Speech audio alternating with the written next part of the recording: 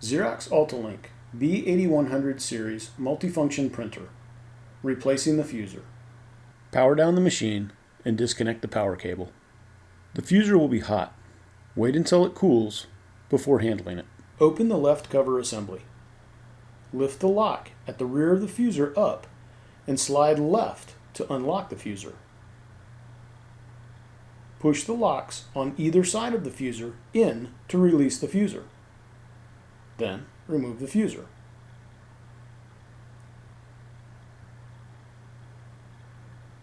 The replacement is the reversal of the removal procedure.